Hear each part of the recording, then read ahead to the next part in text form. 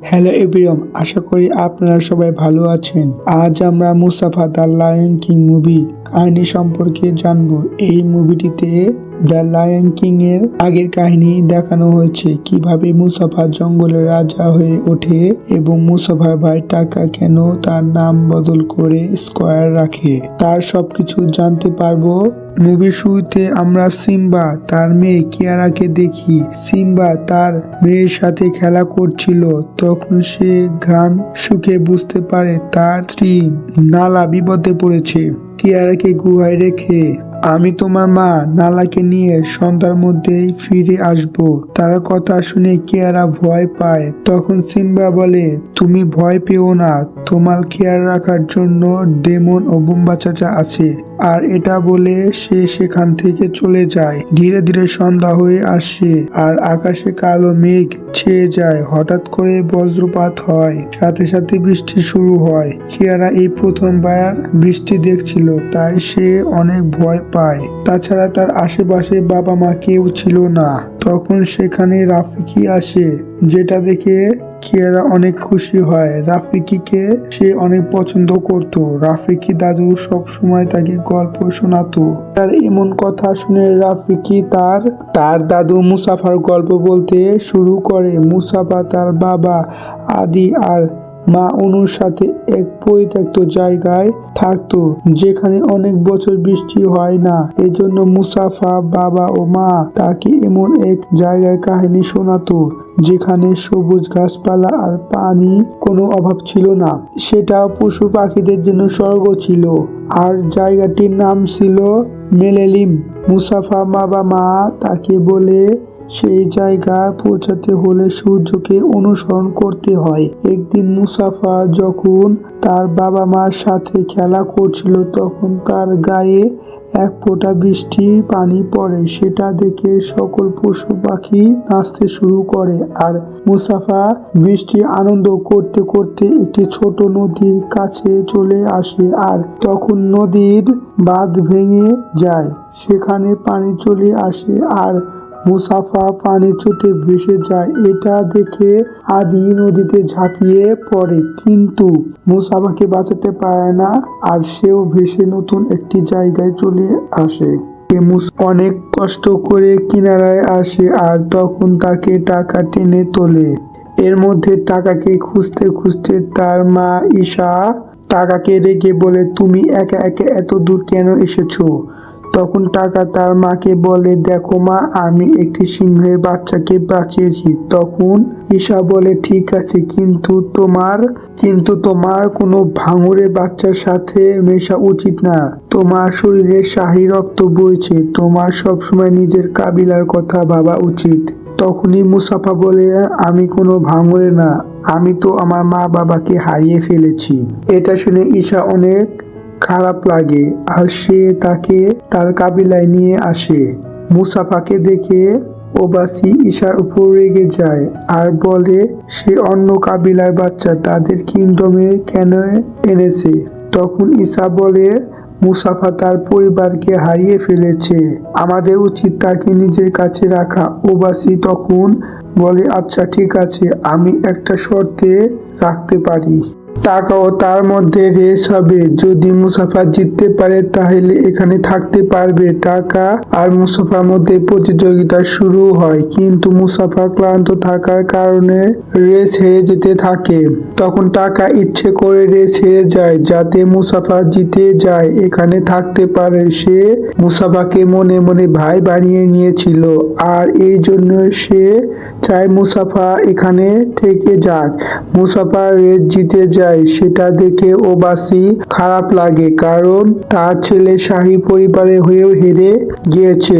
শর্তমতে মুসাফাকে এখানে থাকতে দেয়, কিন্তু তাকে মহিলাদের কাবিলায় থাকতে হবে, পুরুষদের মধ্যে আসতে পারবে না। এরপর মুসাফা আর টাকার মধ্যে অনেক ভালো বন্ধুত্ব হয়ে যায়। তাছাড়া ঈশার সাথে তার বন্ডিং অনেক বেড়ে যায়, কারণ মুসাফা সবসময় ঈশার সাথে থাকতো।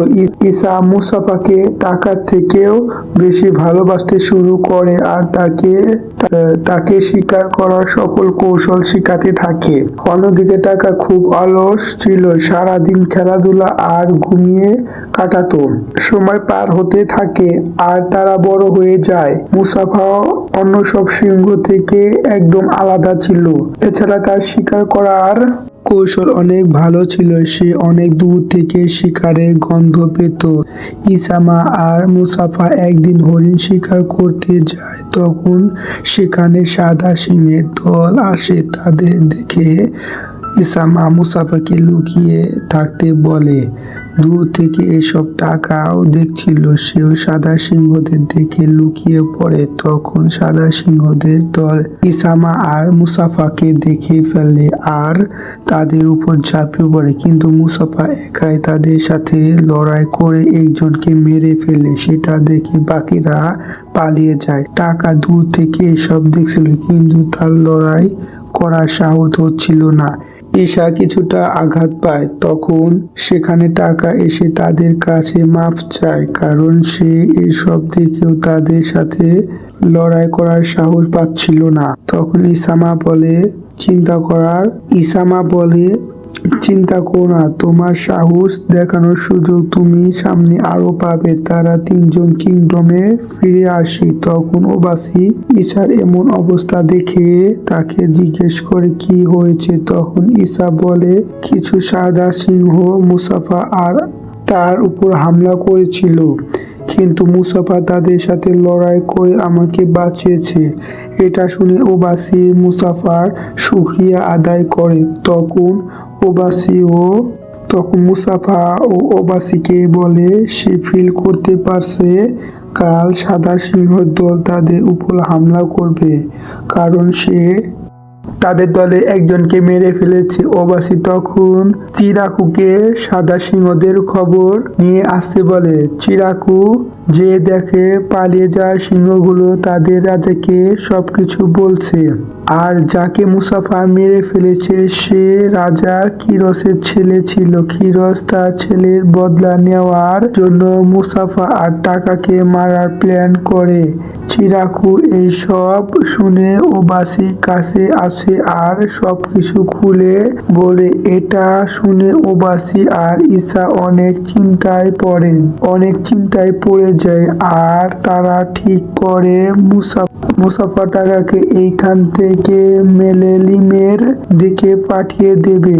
প্রথমে তারা দুইজন যেতে চায় না, কিন্তু ইসামা জোর করাতে তারা মেলেলিমের উদ্দেশ্যে রওনা হয়। সকাল হতে কিরস তার দলবল নিয়ে সেখানে চলে আসে।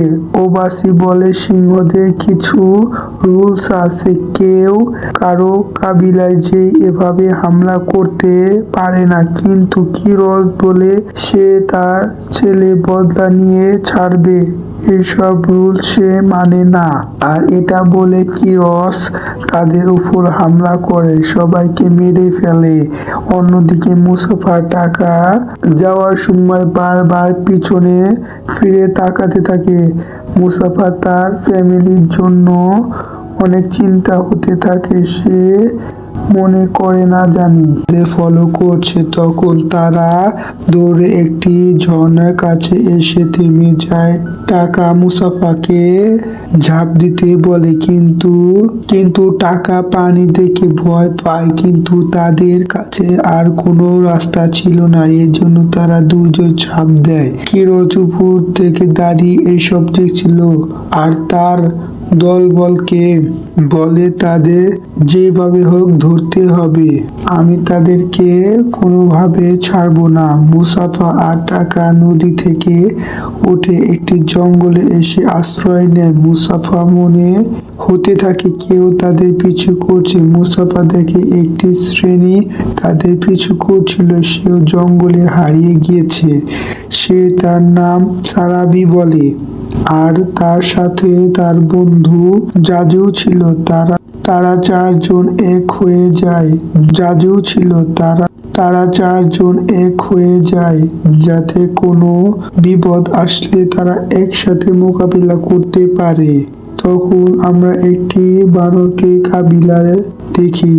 তারা সবাই একটি বানরের উপর চিৎকার করছিল, কারণ সে অন্য বানর থেকে দেখতে আলাদা। তার কাছে অলৌকিক শক্তি ছিল, আর এই বানরটি আর কেউ নয়, গল্প শোনাতে থাকা রাফিকি ছিল। অন্য বানরগুলো রাফিকিকে তাদের থেকে বের করে দেয়। রাতে মুসাফারা মেলেলিমের দিকে যাচ্ছিল, তখন রাস্তায় রাফিকির সাথে দেখা হয়। তারা রাফিকিকে দেখে একটু অবাক হয়, কারণ সে অন্য বানর থেকে একদমই আলাদা।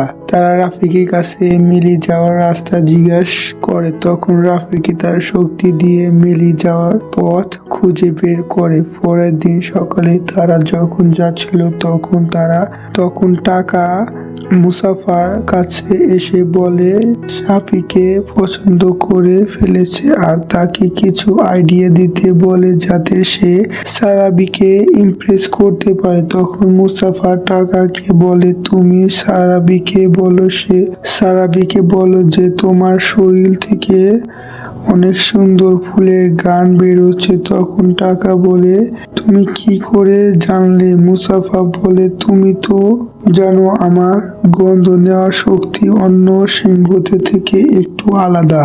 টাকা সারাবির কাছে যায়, তাকে মুসাফার কথা বলে যে তোমার শরীর থেকে অনেক সুন্দর গন্ধ বের হচ্ছে।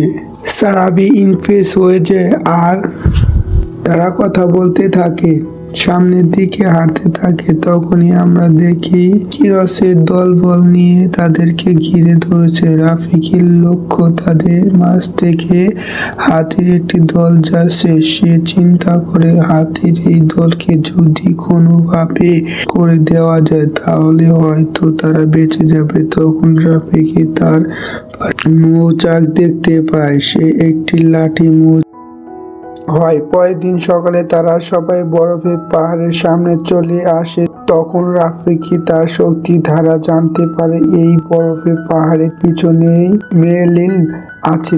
তারা সবাই পাহাড় পার হতে থাকে, তখন সেখানে কিরসের দলবল নিয়ে আসে। মুসাফা বুঝে যায় যে কিরস তাদের পায়ের নিশানা দেখে এখানে পৌঁছে গেছে। তারা সবাই চলার পথে তাদের পায়ের ছাপ বরফের সাহায্যে মুছে দিতে থাকে। তারা সবাই পাহাড়ে কিছু সময় থামে। তখন তারা সবাই পাহাড়ে একটি গুহায় বিশ্রাম নেওয়ার জন্য কিছু সময় থামে। তখন সারাবি মুসাফাকে বলে সেদিন কথা মনে পড়েছিল, নিজের প্রতি ঘৃণা করতে না হয়। এইসব শুনে কিয়ারার মধ্যে শক্তি চলে আসে। সে পানি দেখে আর কখনো ভয় পায় না। সে দেখে সিম্বা ও নালা আসছে আর তাদের সাথে নবজাত শিশু ভাই আসছে। সেটা দেখে সে অনেক খুশি হয়, আর সেখানে মুভিটি শেষ হয়।